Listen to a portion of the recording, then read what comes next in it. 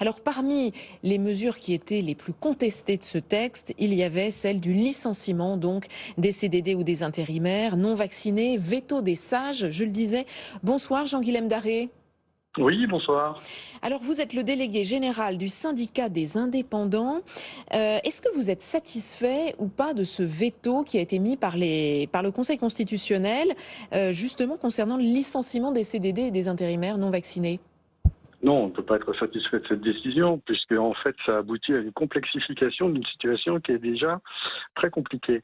Il faut savoir que pour les CDI, on n'a pas la possibilité non plus de licencier. Donc là, on est sur des suspensions de contrat, quelle que soit sa nature. CDD, CDI, intérim. Donc on est contraint à conserver des salariés qui, le cas échéant, ne viendront pas travailler sans pour autant pouvoir les remplacer, parce que d'une part, c'est assez difficile de recruter dans nos métiers à ce jour, et que d'autre part, on ne sait pas si le salarié va revenir le lendemain, le surlendemain, avec un test PCR, par exemple. En termes de gestion, c'est très compliqué. Et alors justement, vous parliez des tests PCR. Bon, pour l'instant, ils sont gratuits, donc la question ne se pose pas. Mais à la fin septembre, début octobre, ils ne devraient plus être gratuits. Quand on a un salarié qui refuse de se faire vacciner et qui donc doit se faire tester très régulièrement pour venir sur son lieu de travail, qui va payer la facture? C'est le salarié ou c'est l'employeur? Normalement, c'est l'employeur. Alors, ce sera vraisemblablement le salarié, car l'employeur n'est pas tenu de payer les tests PCR, ou ce sera l'État, ils verront ensemble. Mais en tout cas, il est hors de question qu'on paye les tests PCR de nos salariés.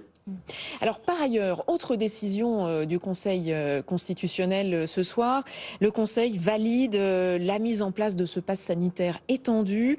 Est-ce que c'est une bonne chose ou pas?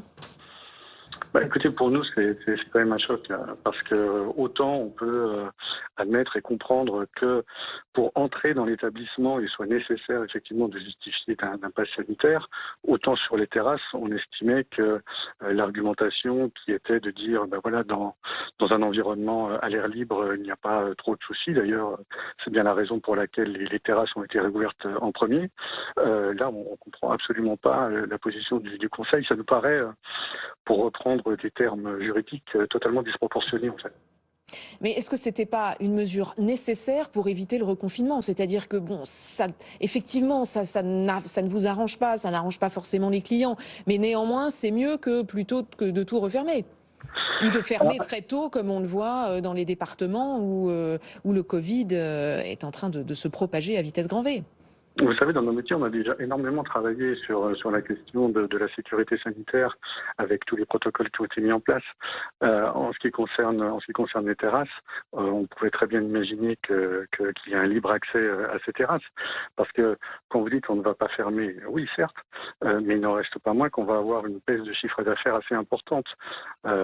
Concrètement, on voit bien ce qui se passe depuis le 21 juillet dans certains secteurs d'activité, depuis que le pass est mis en place, notamment en ce qui concerne les cinémas et les centres de loisirs. Évidemment, il y aura un impact pour nous. Donc la vraie question, c'est comment est-ce que cet impact sera compensé et rapidement compensé par l'État. Donc le Merci. ministre Criset va en parler demain, on avisera, mais pour l'instant, on reste quand même très impatient de savoir ce qui va se passer. Merci beaucoup, Jean-Guilhem Darré.